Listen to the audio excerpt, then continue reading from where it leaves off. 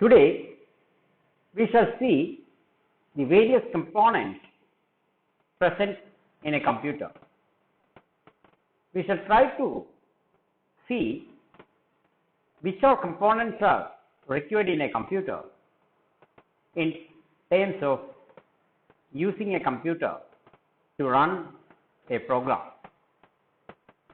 So, the topic for today is basics of computer architecture. What a computer do with a program? We try to answer this question. Suppose you have a computer program like this. So, what this is doing is finding the sum of two numbers a and b. This is a C program. First, using these two lines, it reads the values of the variables a and b from the user, and after that it finds the sum of the numbers a and b and assigns it to a variable c, and finally it prints the sum of the two numbers given as input. That is what this program is doing. Now, we can try to see what a computer will do if it is given with this program.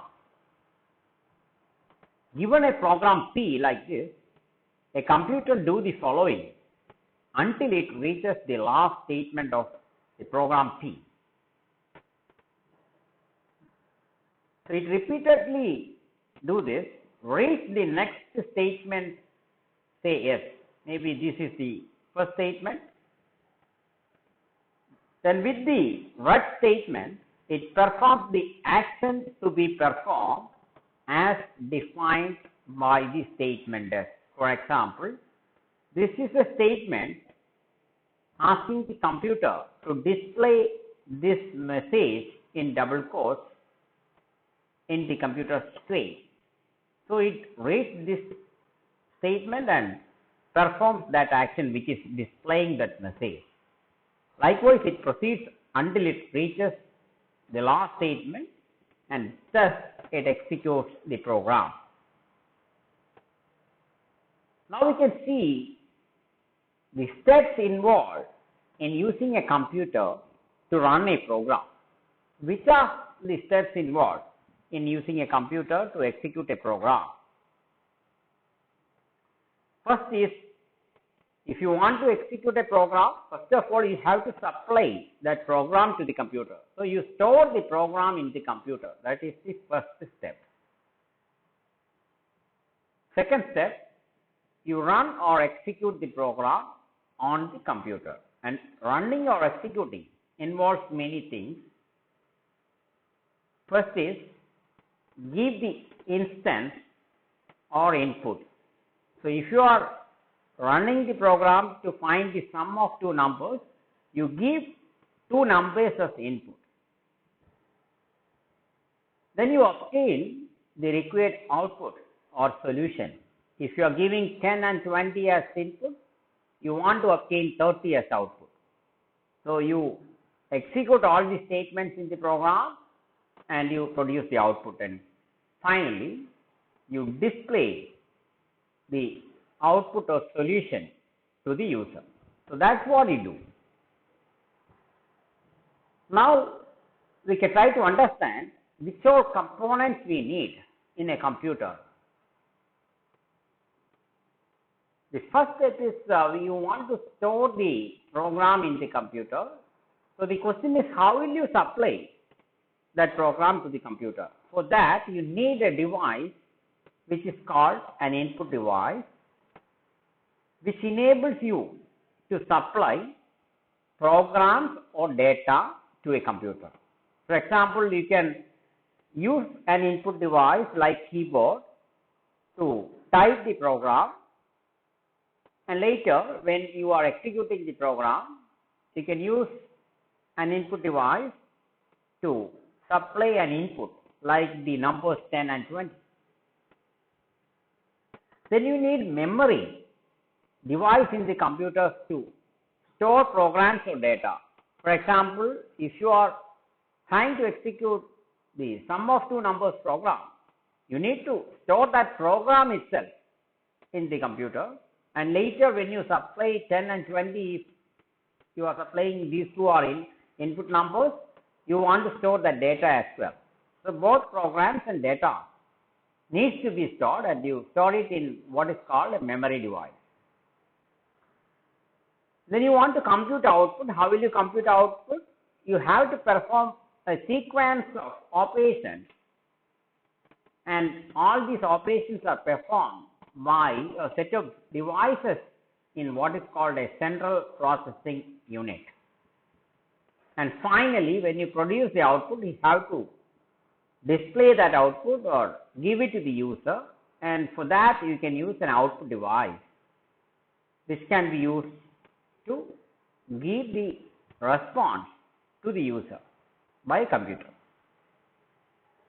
Okay, now we have collected the basic information required to see which all components are there in a computer. So these are the various components. We can see what each component is and why it is. Input device, it tells you, I can help you to supply programs or data to the computer. In our example, we can use an input device to supply your program for adding two numbers to the computer. Using an input device, you can give that program to the computer. Or later, when you run that program, you can use maybe the same input device to give input to the program, say two numbers. That's what an input device is doing. What is the next component? Next is the central processing unit. It tells you, I can help you to store programs or data in the memory device. So you can use the service of the CPU to store program or data into the memory device. Then the memory device is saying, I can store programs or data. That's where you can permanently store data or programs. Then the CPU again says, I can also help you to run programs stored in the memory device. If you want to execute a program which you already have stored in the memory device, then I will help you. That's what the CPU is doing. Then within the CPU, there are three other units. First is a control unit, which tells you, I shall control or synchronize the operations of the ALU and registers based on the program. As instructed by the program, I will control or synchronize the operations of registers and ALU. So control unit actually takes the program and performs the sequence of actions or controls the sequence of actions. Now what are registers? Registers say, I can store, we can store data temporarily. So permanent storage is here. For the central processing unit to process a data, it needs to be first fetched into the registers, and registers can hold the data temporarily during the execution. And the last subunit here is arithmetic and logic unit, which says I can perform arithmetic or logic operations as triggered by the control unit. So the control unit, based on the program, will trigger arithmetic or logic operations, and it will also allow ALU to access registers as and when required. And the last component is an output device, which tells you, I can help you to get responses from the computer. If you produce an output using a program, then the output device enables you to show that output to the user. So So these are the basic components in a computer. So what is an input device? It enables a user to supply programs or data to the computer. In fact, it converts the information given by the user to a language which the computer knows. You can see example. If you are giving a decimal number 33, then the input device will convert it into a binary equivalent of 33 which the computer can process. Another example, if you are giving capital letter A as input, then it will automatically convert it into an equivalent binary form. Maybe you are using something like ASCII code, it will convert it into binary. It doesn't matter what you supply, even if you supply a program like the one for adding two numbers, that will again be converted into a binary form, a sequence of binary strings. Or you may be giving an image that will again be represented in binary. Maybe you are using a binary matrix. Or it could be audio signal, audio input, again binary. Video, again it needs to be converted into binary. So computer is a digital device, it can only understand zeros and ones.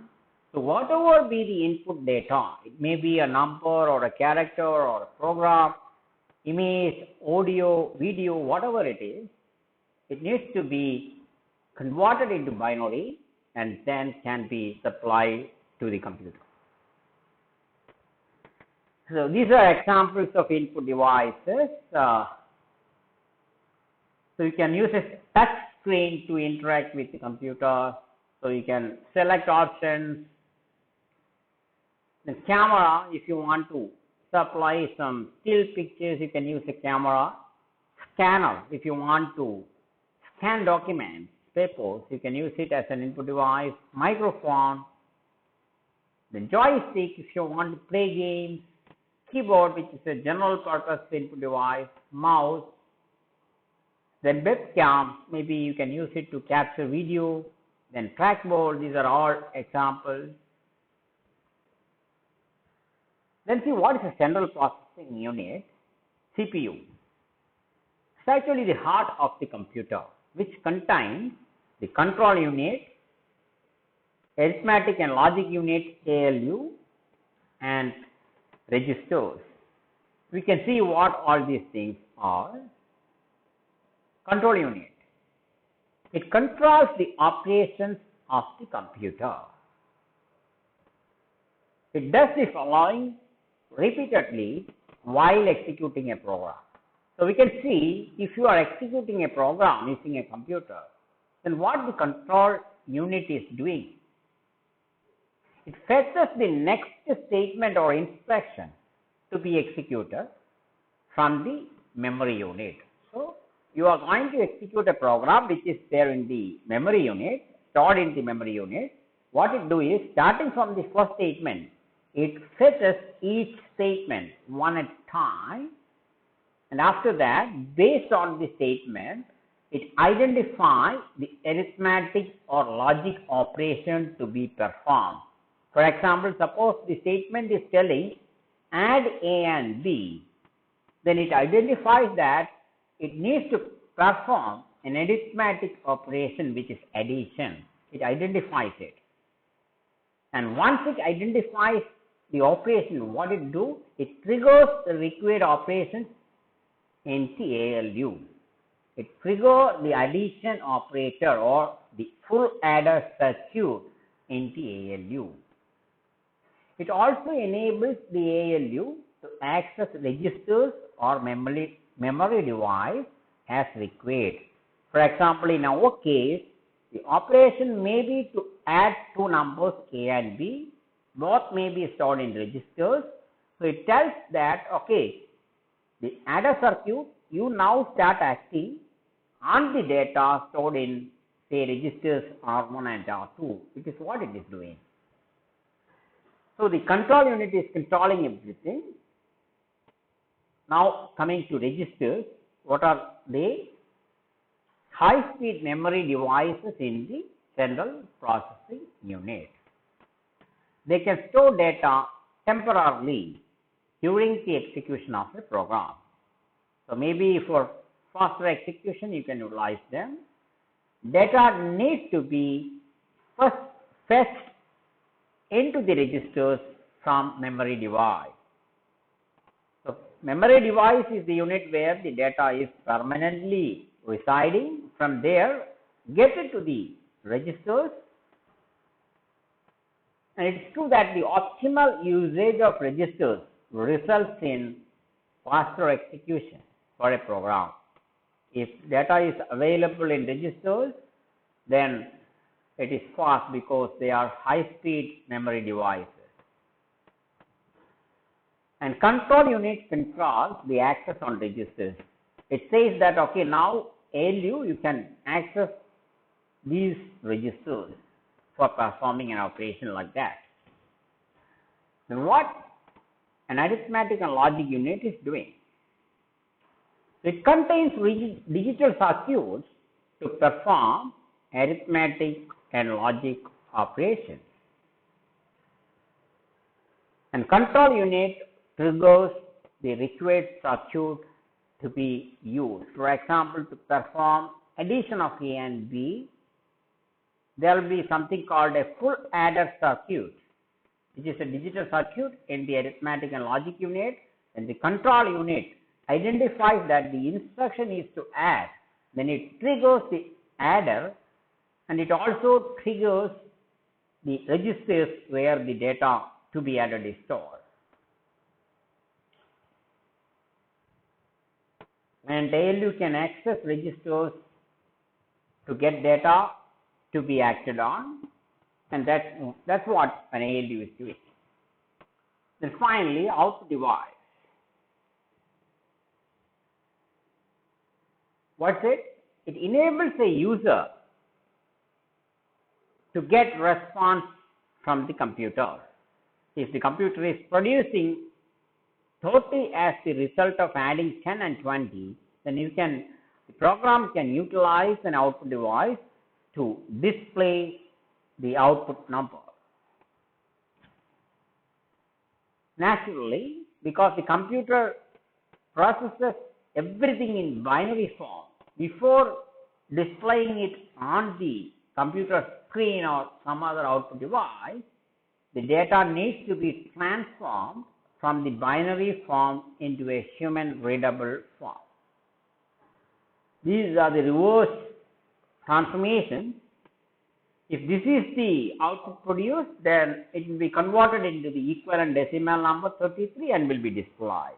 Here is a character, or if it is a video, then it should be converted into a video which can be displayed or provided to the user using maybe a computer screen or monitor and a loudspeaker. So that's an output device, and these are examples of common output devices used with a computer. So you can use a monitor to display the output. You can use headphones if the output is audio, or you can use speakers for audio signals. If it is a picture to be produced, you can either use a monitor, or you can use a plotter to plot a picture. You can use a projector along with a computer to display output on a big screen. You can also have printers where you can print files or images or whatever you want. So these are typical output devices. In this class, we have seen the basics of computer architecture. Thank you.